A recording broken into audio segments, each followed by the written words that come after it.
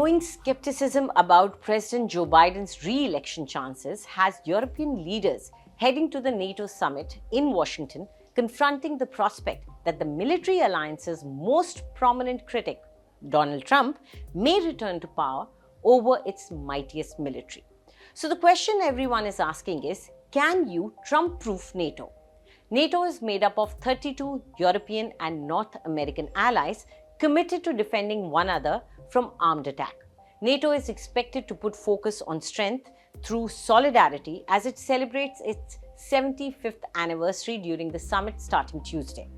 Event host Joe Biden, who pulled allies into a global network to help Ukraine fight off Russia's invasion, has called the alliance the most unified it has ever been. But behind the scenes, a dominant topic will be preparing for possible division, as the power of far-right forces unfriendly to NATO grows in the US and other countries, including France, raising concerns about how strong support will stay for the alliance and the military aid that its members send to Ukraine.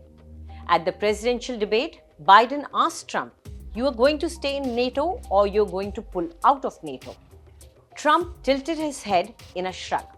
That shrug would throw a pall over the NATO mood, especially since Biden's poor debate performance set off a frenzy about whether the 81-year-old president is fit for office or should step aside as the Democratic presidential candidate.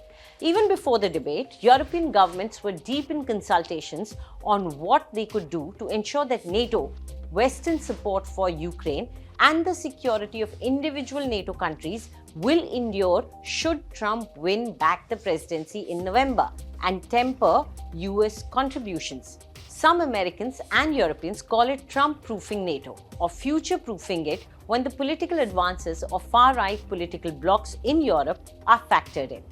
This week's summit, held in the city where the Mutual Defense Alliance was founded in 1949, was once expected to be a celebration of NATO's endurance. Now it looks gloomy.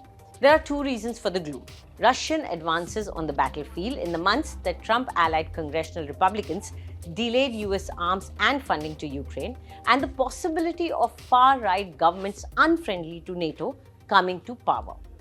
For allies at the summit, the key will be resisting the temptation to dwell on the details of unprecedented events in US politics and put their heads down on readying Western military aid for Ukraine and preparing for any lessening of US support. Trump, who before and after his presidency has spoken admiringly of Russian President Vladimir Putin and harshly of NATO, often focuses his complaints on the US share of the alliance's costs. Biden himself, as a US Senator in 1997, warned that if there were any sense, other NATO allies were taking the United States for suckers, and the future of the alliance in the next century will be very much in doubt. The 1991 collapse of the Soviet Union lulled the West into thinking the Russian threat had been neutralized, which led to military spending cuts. Now NATO allies are bolstering their forces against any wider aggression by Putin, and a record 23 nations in NATO are meeting defense spending goals. One of Trump's former national security advisors, John Bolton, says Trump in a second term would work to get the US out of NATO. Congress passed legislation last year making that harder, but a president could simply stop collaborating in some or all of NATO's missions. Elections in France saw a NATO-adverse far-right party under Marine Le Pen greatly increase the number of seats it holds in the parliament. Far-right forces are also gaining in Germany. Some European officials and analysts say that's simply the rise and fall of voter allegiance in democracies, which NATO has dealt with before. They point to Poland, where a right-wing party lost power last year and whose people have been among NATO's most ardent supporters. They also note Italy, where right-wing populist Prime Minister Giorgia Meloni has won praise as a NATO ally. In part, in response to the United States' political upheaval, Europeans say they want to institutionalize support for Ukraine within NATO. Lessening the dependence of the US, European allies also failed to get enough weapons to Ukraine during the delay in a US foreign aid package. Outgoing NATO Secretary General Stoltenberg acknowledged in a visit to Washington last month. An initiative likely to be endorsed at the summit is NATO taking more responsibility for coordinating training and military and financial assistance for Ukraine's forces instead of the US. Europeans also are talking of giving Ukrainians a greater presence within NATO bodies, though there is no consensus yet on Ukraine joining the alliance. Europeans say NATO countries are coordinating statements on Ukraine for the summit to make clear, for example, that additional Russian escalation would trigger substantial new sanctions and other penalties from the West.